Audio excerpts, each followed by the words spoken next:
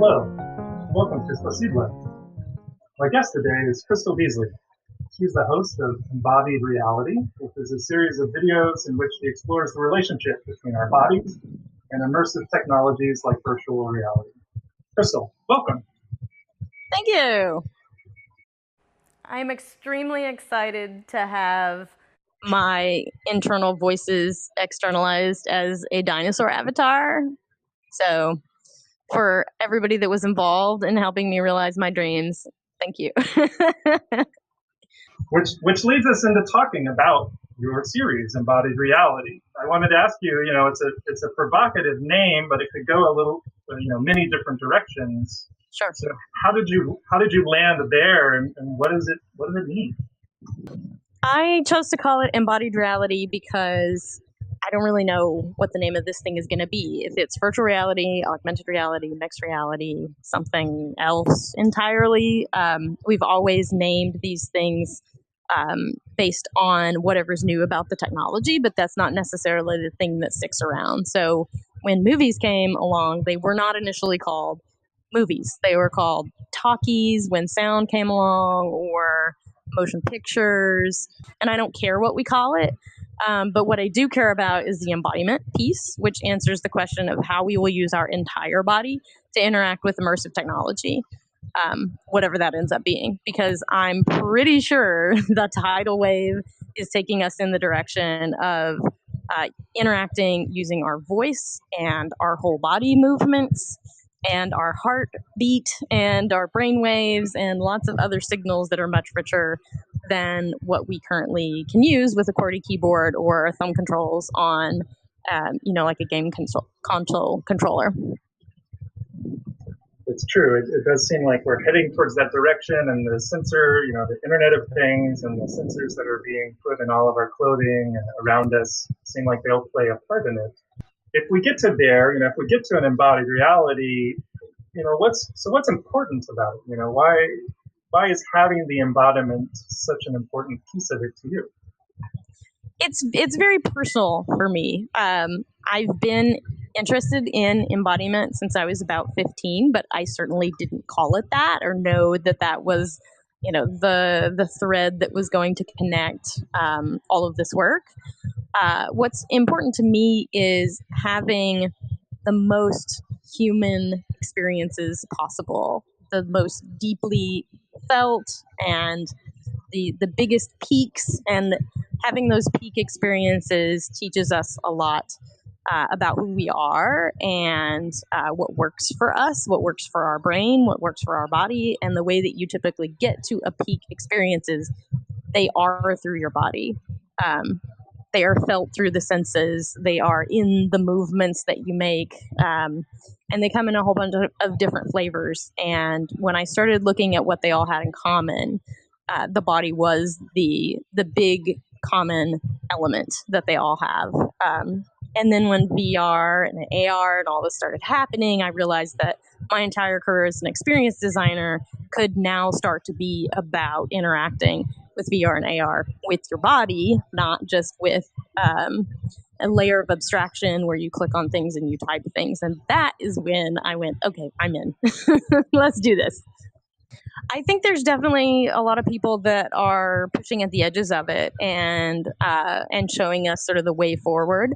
I'm really interested in experiences which you can control with your voice.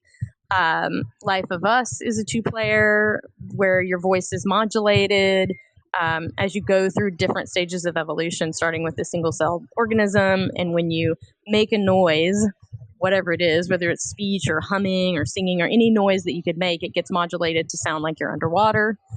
And those are just little things that increase the presence, and they also increase the idea that you are underwater. And then when you become a dinosaur and you're flying around and you're breathing fire, and when you make noise, it sounds like you're breathing fire. And Wow, guess what? It changes the noise that you make. You start to breathe fire. You have a very different experience of that because you're using your voice to interact with it. So yep. How did you end up here? You mentioned sort of some of the pieces that interested you, but like, what was the sort of the path to this point? Right. So I was at Mozilla for a while, working on authentication. Done a lot of different stuff in experience design. I ran a pie cart.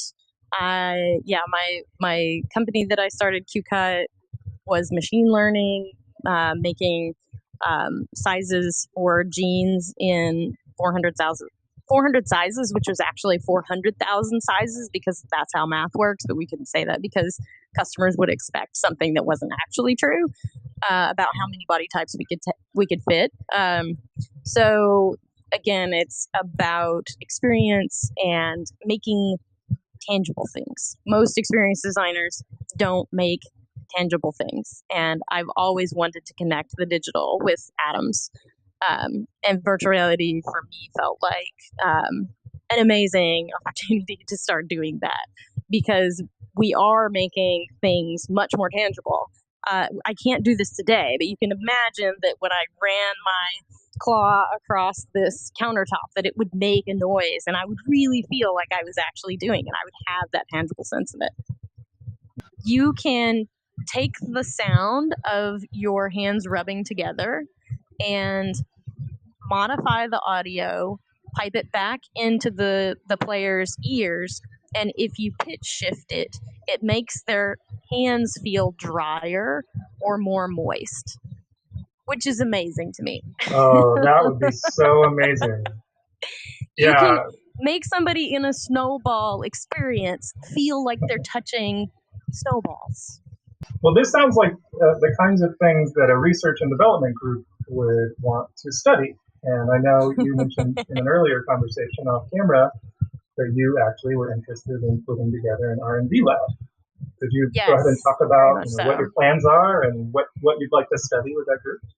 Yeah, so I am a person who is very good at beginning things, and I'm a big fan of doing the thing that you're really good at. And I want to prototype a lot of things. I don't want to ship games. I don't want to ship big polished products because for me that will mean that I have spent too much time on it.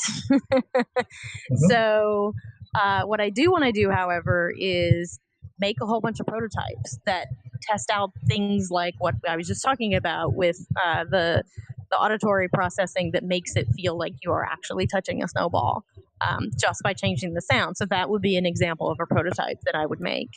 And it's really VR for VR creators. And my whole purpose is to show people what's possible, to point us in a direction where there's a whole lot more stuff to explore that we haven't quite started to play with because people don't know that that property exists. So it's really a demonstration lab. I'm hoping that it can be an open source effort and we can get a lot of other people to help as well. And I'd like to make these a giant memory palace where you can walk from room to room, and these are all the rooms that explain how you can use sound. Well, Crystal, thank you so much for coming today. Again, this is Crystal Beasley. Tell me how can people get to you on the Embodied Reality channel? Yeah, so the best way to come at it is on the YouTube.